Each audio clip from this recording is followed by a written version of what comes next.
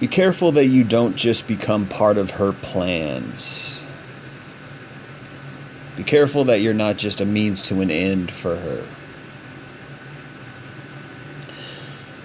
When I say plans, I mean what's on your bucket list, goals, things that you plan to do in the future, things that you've always wanted to do, etc., right? We've all got, some of those things, right? For me, I've always wanted to visit Japan. I've always wanted to visit the UK. I've always wanted to own a farm. I've always wanted to do this or that, or go to Hawaii, go to the Florida Keys. I have a lot of dreams and plans and goals and things like that, right? Well, a lot of women include love in that kind of category, right? Well, I want to fall in love. It's just something that's on my bucket list. I want a husband. That's just something I've always wanted. I want this great wedding. It's just something I've always wanted. It's just on my bucket list, right? The problem with that is a husband is a person. A husband is a human being. It's not a means to an end. I believe that to a good extent, women dehumanize men. Not even just emasculate us or demasculate us, whatever the word is, right? Through feminism and through the lies of modern feminism, right? Women dehumanize men as just an accessory, as part of... I mean, this is so layered. There's so many different layers of how women interact and view men and treat men. There's so many different layers, and this is what we talk about in the red pill, right? These are all red pill truths and red pill concepts. But when I say that women add men into their plans, that's a type of dehumanizing act, right? Oh, you are a means to an end. You are just part of my plan. You are just one of my goals on my bucket list. What that does is it compartmentalizes and it limits her concept of what love is and her concept of what a man is as a human being.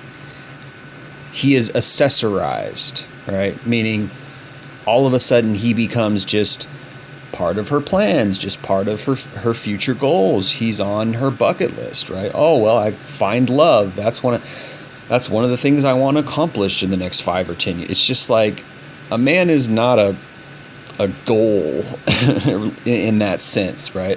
Love is not like, oh, well, I wanted to go to college and graduate. So, why? Because what you're doing doesn't matter in the moment.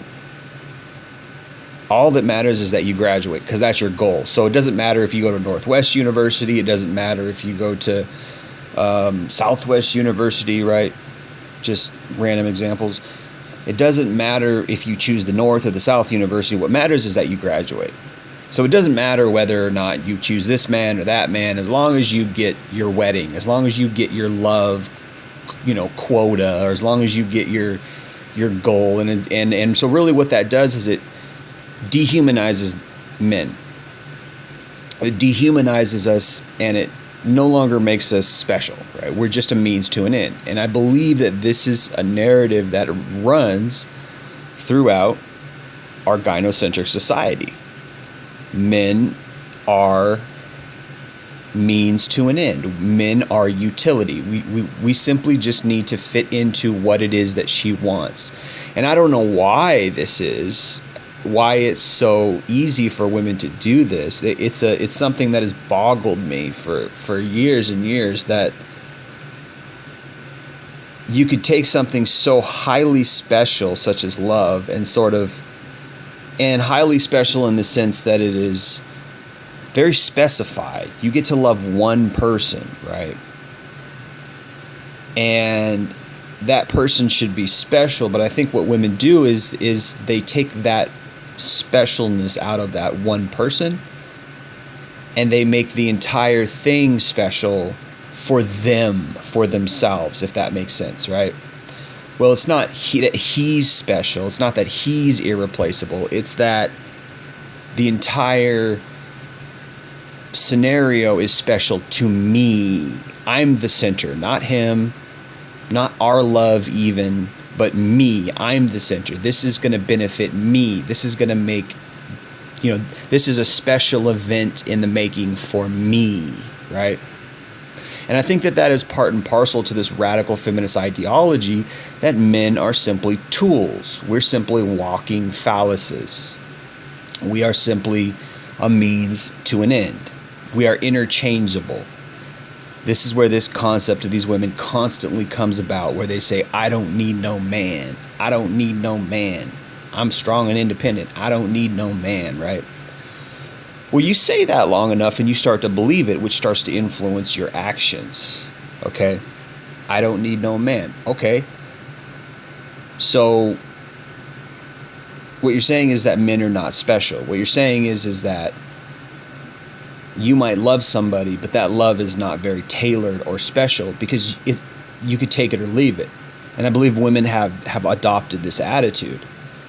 Her husband is no longer a special man, one special man that she's supposed to be with, her soulmate, her other half, etc. No, he's just a man that she could take or leave, because this is what feminism teaches these women, these young women.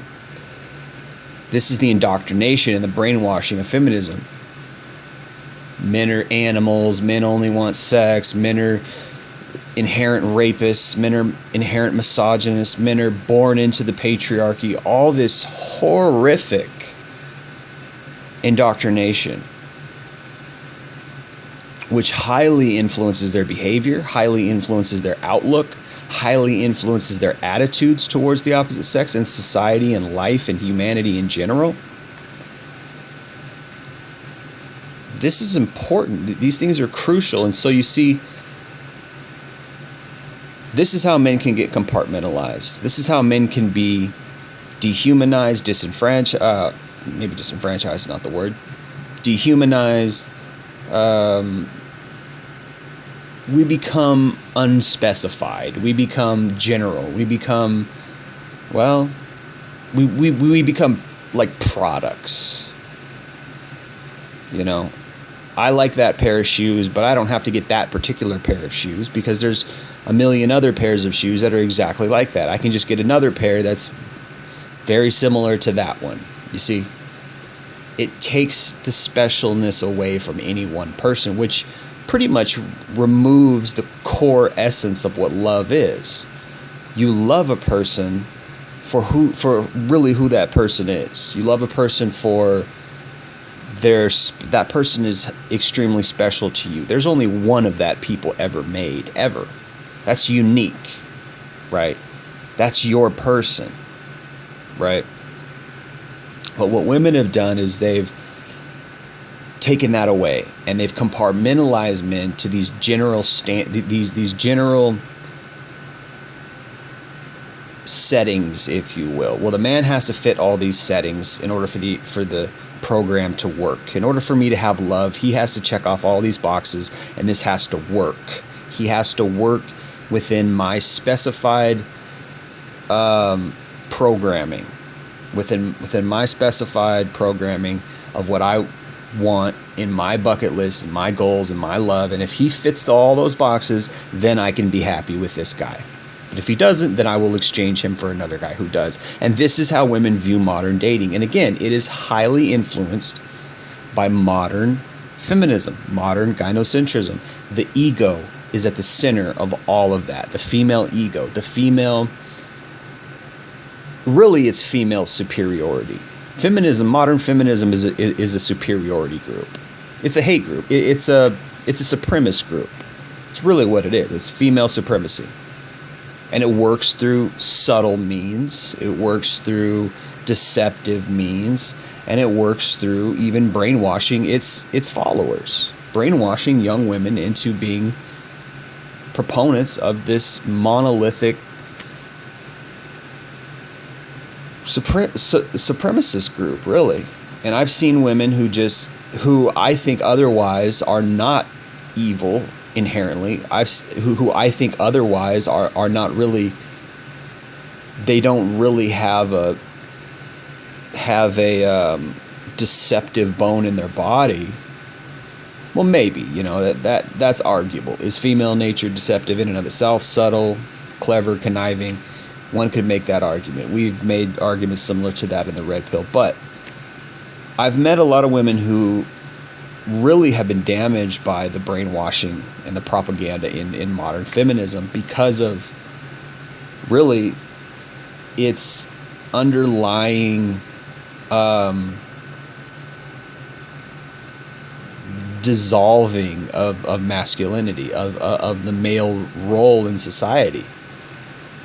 Well, there's only men and women in society. That's it. There's male and female. So if you dissolve one of those genders, you're going to have a pretty warped viewpoint of reality, of what life really is, particularly if you are insidiously undermined with this concept that the opposite gender is damaging and is against you by their nature.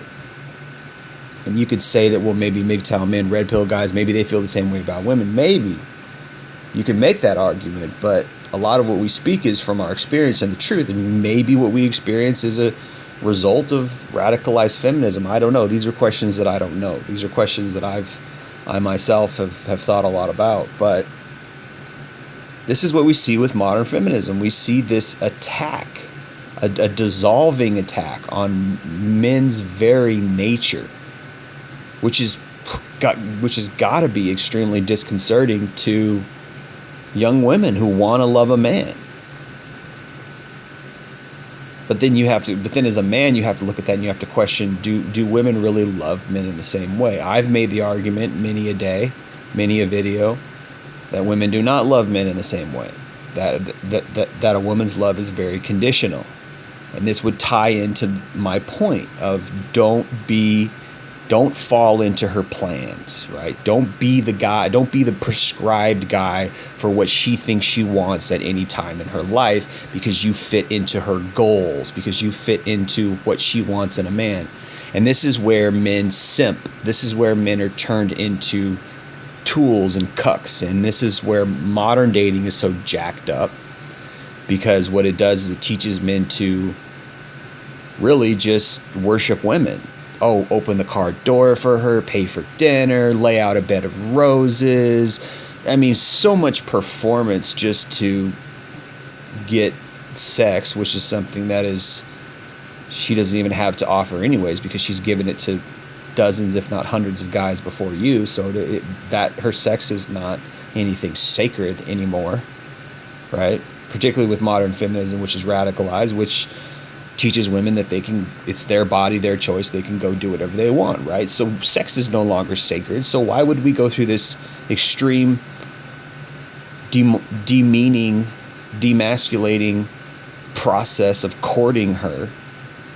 And she thinks that she's the prize, that sex is the prize, and she's using sex to get what she wants. You see, this is a really sad thing. Romance and love should be something that is shared and bonded, it should be a shared experience, not something where the man is setting up this great grand finale and doing all this and jumping through all these hoops. This is where women become narcissists. This is where women become sociopathic, and their egos are out of control because they believe they're the prize. And if you don't jump through all these hoops, then she doesn't want you and you're not desirable. And then that's when love becomes literally a competition. Again, this is a gynocentric system that uplifts females above men. And feminism, modern feminism, radicalized feminism, is at the core of it. It's no longer just about equal rights. That's just a front. No, it's about female supremacy. It's about female worship. And this is partially why, this is a main part of why society is so messed up today.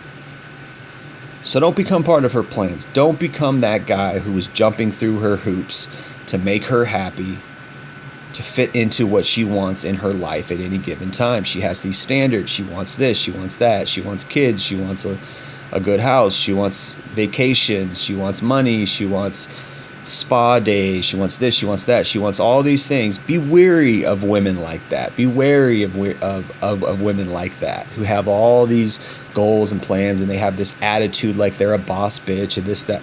These women aren't submissive. These women don't make good wives. Right?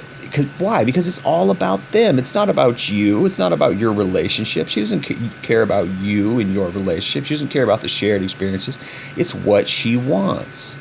And be careful, because if she really wants you, she might make you feel like you're the king. She might do what she can to make you think she's not a certain way, or she is a certain, she might do things to make you think she's this great, submissive, accommodating, wonderful woman, when really she's the opposite, and you've just fallen into her goals and her plans for what she thinks she wants.